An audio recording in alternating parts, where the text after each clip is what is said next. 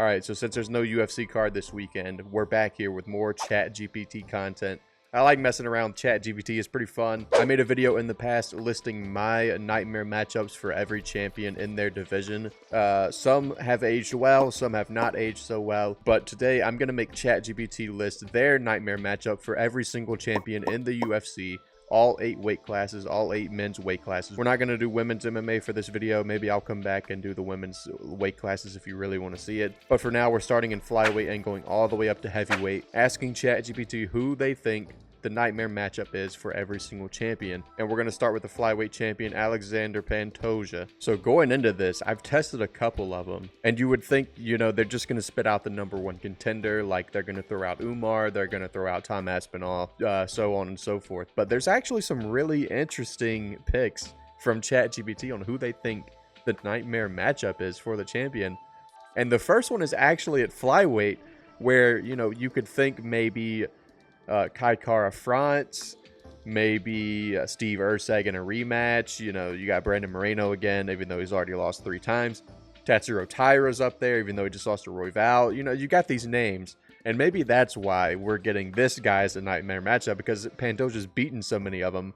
But I did not expect this at all. ChatGPT thinks the nightmare matchup for Pantoja is actually Manel Kape, and I've asked it to predict a 5-round fight with the betting odds as well, round by round breakdown of how this fight would go. So let's see how ChatGPT thinks this fight would go down between Manel Kape and Alexander Pantoja. So round 1, Pantoja starts aggressively pressuring Kape and attempting to close the distance for grappling exchanges. Yeah, makes sense. Kape stays composed, using his speed and footwork to circle away and land counter punches. A sharp right hook from Kape wobbles Pantoja momentarily, giving Kape the edge in striking. Pantoja secures a late takedown but does minimal damage. So round 1 is 10-9 Kape. Round 2, Pantoja adjusts, working his way into clinch positions and landing knees to the body. Kape continues to counter effectively, but Pantoja's pressure begins to wear on him. Midway through the round, Pantoja takes Kape's back in a scramble, hunting for a rear naked choke. Kape defends well, reversing the position and finishing the round with ground and pound. But they still give round 2 10-9 Pantoja for grappling control. Round 3, Kape lands a head kick early, staggering Pantoja. Smelling blood, Kape unleashes a barrage of strikes, forcing Pantoja into a defensive shell. Pantoja shoots for a desperation takedown, but is stuffed, and Kape capitalizes with a clean uppercut that drops Pantoja.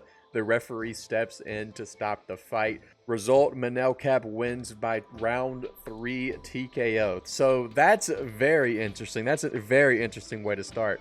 ChatGPT thinks Manel Kape would beat Pantoja by round 3 KO. Kape's speed, power, and takedown defense would force Pantoja into uncomfortable positions, while his striking creativity could exploit Pantoja's willingness to brawl. This stylistic contrast makes Kape a strong potential foil for Pantoja in the flyweight division. Wow. So our first nightmare matchup is actually Manel Kape for Alexander Pantoja, and in my video, I said it was Steve Erceg in a rematch. This is before he got KO'd by Kara France, so it's an old video, but for mine, I said Steve Erceg, and ChatGPT says Manel Kape, so that's interesting. Let's move on to Bantamweight. So Bantamweight, the champion is Merab Dvalishvili. He defeated Sean O'Malley by unanimous decision at UFC 306. We all know this. Now, when I made my video, Sean O'Malley was still the champion, and I did say Merab was his nightmare matchup. So I'm going to give my nightmare matchup, and I think it's a lot of people's nightmare matchups. I think it would be Umar Nurmagomedov for Merab. However, ChatGPT disagrees again, going against the public, I would assume. I would assume the majority of people would say Umar, but ChatGPT says Merab Dvalishvili's nightmare matchup is actually Corey Sandhagen, the guy that Umar just beat. ChatGPT says the betting odds would be Merab -160, Sandhagen +135. And let's look at these scorecards. Round 1, Merab charges forward with his high pace, mixing in strikes to set up takedowns. Sounds about right. Sandhagen circles effectively, landing jabs and low kicks to disrupt Merab's rhythm. Early in the round, Merab secures a takedown, but Sandhagen scrabbles back to his feet. That makes sense as well. Merab can't really hold people down. Landing a spinning back elbow during the exchange, Sandhagen stays elusive, maintaining range in any of the round with a sharp knee as Merab shoots for another takedown, and that's 10-9 Sandhagen on effective striking and control of distance. Okay, interesting. So round 1, 10-9 Sandhagen. Round 2, Merab adjusts, chaining multiple takedown attempts together. Sounds about right. Sandhagen stuffs most of them. Also sounds about right. But gets grounded briefly. Merab grinds him against the cage. No diddy, landing knees and short punches. Midway through, Sandhagen lands a flying knee, stunning Merab. But the champion recovers and presses forward. Sandhagen finishes the round with a flurry of body shots and a spinning kick that partially lands. But he gives that round 10-9 Merab for takedown control and cage work. Okay, so it's 1-1 going into round 3. Sandhagen takes control with his superior striking. He targets Merab's legs with the low kicks, slowing his movement and using feints to draw out Merab's takedown attempts. In a pivotal moment, Sandhagen lands a perfectly timed knee as Merab shoots, dropping him to the canvas. Sandhagen swarms with punches, forcing the referee to step in and stop the fight. Corey Sandhagen wins via TKO in round 3. Now that sounds like realistic. You know, if Sandhagen was to beat Merab, that would be how he would do it, I would imagine. Timing a knee as he shoots in a takedown, that seems like a pretty realistic path to victory for Sandhagen. So I don't mind that. You know, I would still go Umar personally, but you know, that's a pretty realistic path to victory for Sandhagen. So I don't mind it. Sandhagen's ability to neutralize Merab's grappling with his movement and timing, combined with his fight-ending creativity, makes him a dangerous matchup. His ability to exploit openings during takedown attempts such as flying knees or elbows could lead to a decisive victory. Okay, now let's check out Featherweight. This one's going to be interesting with Ilia Topuria. Okay, so we've had some pretty surprising picks so far. I would say Manel Kape and Corey Sandhagen. But I promise you, I swear to God, nothing can prepare you for who ChatGPT thinks Ilia Topuria's nightmare matchup is at featherweight. I could give you a million guesses and you would never guess who ChatGPT is about to name. I'll give you 5 seconds. Name as many UFC fighters as possible. You will never guess who ChatGPT just named. Yep, go ahead. Whoever you said is wrong. Actually, did you say Diego Lopez maybe? Maybe Brian Ortega? Oh, maybe you got really frisky and said Gene Silva. No, it's actually Yuri Prochazka, the UFC light heavyweight, cutting all the way down to 145 pounds to fight Ilia Topuria. That's his nightmare matchup. You know, I was just going to redo it, but you know what? We're just going to roll with it. ChatGPT, Ilia Topuria is still the favorite. Ilia Topuria is a minus 145 favorite, and Prochazka is a plus 125 favorite. Is this accounting for the fact that he has to cut all the way down to 145 pounds? He would probably be dead in the cage, so I guess it makes sense for him to be an underdog. But, you know, Prochazka's unpredictability and power would make him a very live underdog in this matchup. Yeah, I'd imagine so, but let's see. Let's see how this fight goes. In round 1, Topuria comes out aggressive, looking to establish his striking early. He lands some solid combinations, targeting Yuri's body and head. Yuri remains elusive, using his signature wild movement and stance switching to frustrate Topuria's rhythm. Late in the round, Yuri lands a spinning elbow that briefly stuns Topuria, although he recovers quickly. 10-9 Topuria, based on effective combinations and aggression. Okay. Round 2, Prochazka turns... What is this? Prochazka turns the momentum in the second. His unorthodox strikes land more frequently, and he starts to dictate the pace with his unpredictable style. Topuria struggles to get inside Prochazka's range. I can only imagine why. Eating a few clean hooks and jabs, Prochazka lands a big uppercut after a failed takedown attempt by Topuria, hurting the champion and causing him to reset. 10-9 Yuri, strong striking and damage. It's 1-1 going into round 3. This is unbelievable. Yeah, honestly, it's impressive from Ilia to be 1-1 against a light heavyweight. Topuria adjusts, closing the distance more effectively and working Yuri into the clinch. Okay, he lands several knees to the body, slowing Yuri's movement. However, Yuri shows his resilience, landing a massive knee in a clinch exchange and wobbling Topuria. The round ends with both fighters landing heavy shots, but Yuri's cleaner counters edge it out. 10-9 Yuri, so it's 2-1 going into round 4. Topuria pushes forward again, looking to regain control, but Prochazka is now in full flow, landing devastating hooks and knees that leave Topuria with little time to breathe. Midway through the round, Prochazka lands a brutal spinning back elbow followed by a hook, knocking Topuria to the canvas. He rushes in with ground and pound to secure the finish. Yuri Prochazka wins by TKO in round 4.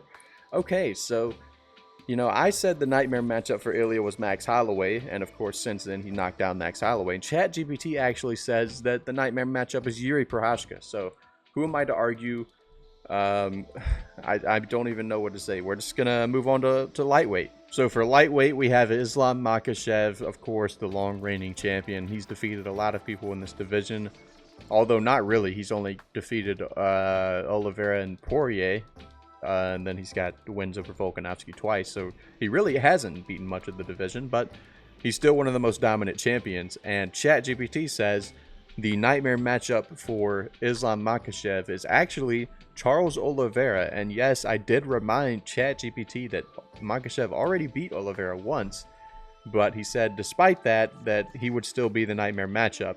Islam Makhachev is a -150 favorite, Oliveira's +125 underdog. And here's how ChatGPT sees a rematch going. Round 1, Islam starts the fight aggressively, looking to close the distance and engage in his wrestling. He gets an early takedown, but Oliveira immediately threatens with a submission attempt from the bottom. Makhachev remains composed and defends it well, but is unable to establish complete control. Oliveira's striking remains unpredictable, and he lands a few clean shots as Makhachev tries to press him against the cage. The round ends with Makhachev getting a takedown late, but Oliveira's strikes keep it competitive. And then he scores that 10-9 Oliveira due to striking and submission threat. Okay, so it's 1-0 Oliveira. Round 2, Makhachev adjusts using a more patient, methodical approach. He secures another takedown and starts to land some ground and pound. Oliveira, though, does not seem bothered by being on his back and continues to threaten with submission attempts like a triangle choke and an armbar. At one point, Oliveira almost locks up a submission, but Makhachev slips out. Oliveira is able to get back to his feet, landing some strikes, but Makhachev still controls the ground game. 10-9 Makhachev in round 2. Okay, so it's 1-1. Oliveira starts to find his rhythm on the feet in round 3, landing a clean knee to Makhachev's body, briefly stunning him. Oliveira follows up with a flurry of strikes, but Makhachev secures another takedown to calm the action. This round's a back-and-forth battle, with Makhachev dominating position, but Oliveira still showing flashes of his dangerous striking and submission ability.